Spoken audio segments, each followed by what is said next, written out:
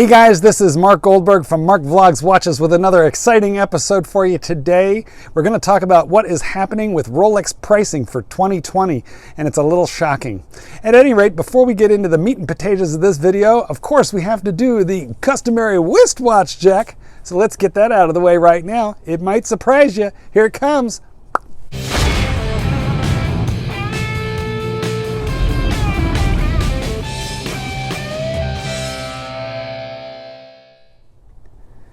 Today, I am wearing a very glorious Hulk. That's right. I've gotten the Submariner Hulk for Christmas 2020. YouTube algorithms now make it critical for you to hit like on this video. It will help me tremendously if you would do that, so thanks in advance. And also, please subscribe. There is a ton of content coming your way from me for 2020, and I don't want you to miss a thing, so thanks for subscribing also. Listen guys, in the upcoming days, I will give you a couple videos with some thoughts about this Hulk, the Lunette Verde Submariner. We will talk about it in great detail, but before we do that, let's talk about 2020. Let's get ready for New Year's. Now fellas, if you are in the UK, you have been slapped with approximately 7-point-something% price increase. And here in the United States, and this video is going to be very heavily focused on pricing strategies for the US. But here in the United States, our rate of increase from Rolex, our price increase has been about half of yours. So first, why has the UK been so hard hit? I think, listen guys, I'm not a world economist, but I do suspect it has something to do with keeping the pricing of watches even, not only for the local buyer, but for the international buyer, who may go to a country with a stronger currency than the currency from that particular country where he wants to buy. So let's say you're a wealthy Thai and you want to go to the UK with Thai baht, which right now are very, very strong against the British pound. Well, that would give you a leg up in terms of the exchange rate. Let's say that you wanted to go with American dollars, which are very strong right now compared to the British pound. Then you could buy the Rolex cheaper in London, in theory, than you could in New York. And Rolex wants to avoid that. What they're trying to do is not only juggle what they're going to be charging in any individual country, but also how that's going to play out on the global market and how they can keep some parity in the pricing schedule, regardless of the currency being utilized. So it's tricky. But hey, Rolex are not dumb people. Now, as I said, Rolex is pricing up, increasing about 3.4% in the United States, but the way they phrased it is very clever. What they say is they're going up 3.4% on average, and that means it'll be less on some models and more on others. So what I'm going to give you today is a peek ahead at 2020 pricing for some of the more popular models. And why don't we just jump into that right now?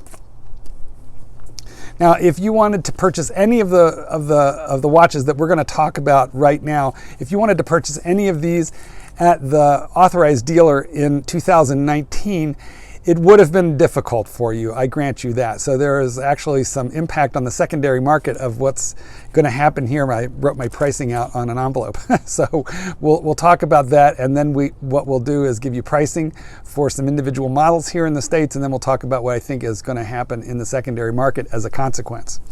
If you were lucky enough to purchase a no-date Submariner, which is simply called the Submariner, ceramic dial black, at the authorized dealer in 2019, you have paid $7,500 for that watch.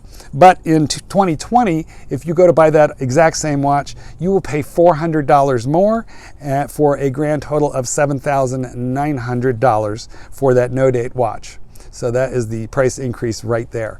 Now on the Sub with the date, that currently in 2019 is or was priced at $8,550.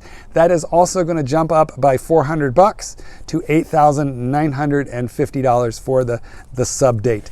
And my Hulk here, my pretty little green friend, this price is up at $9,050 if you're lucky enough to get one. That is not such an easy thing to accomplish, I could tell you, but you already knew that.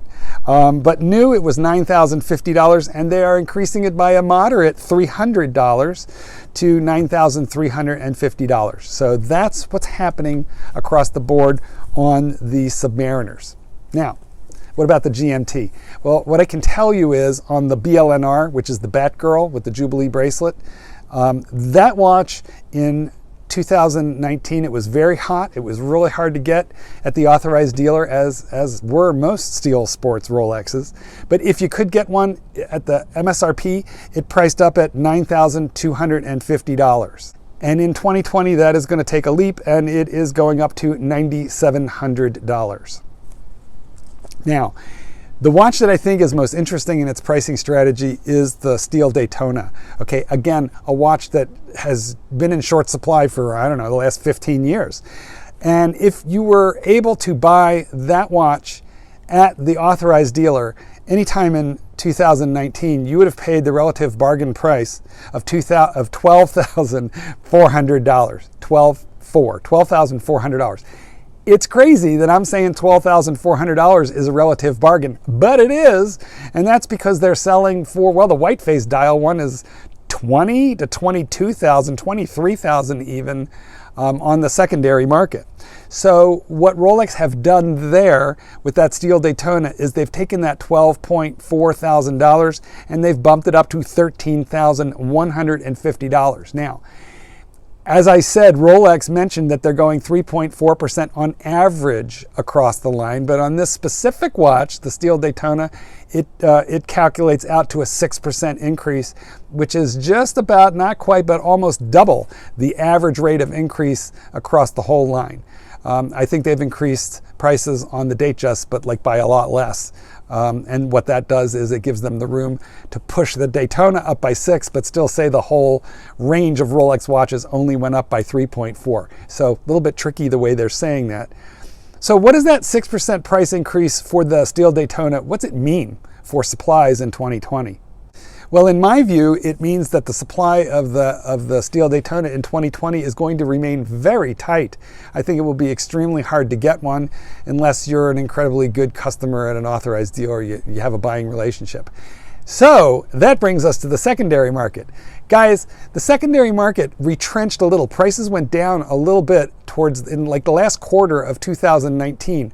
Why? Well, back in July, my sources told me that Rolex was probably going to be increasing supply of watches in the last quarter of the year, 2019, and they did so. The reason that I think they did that, by the way, guys, is that if you're an authorized dealer, 2019 was a really tough year to make any money with the Rolex line.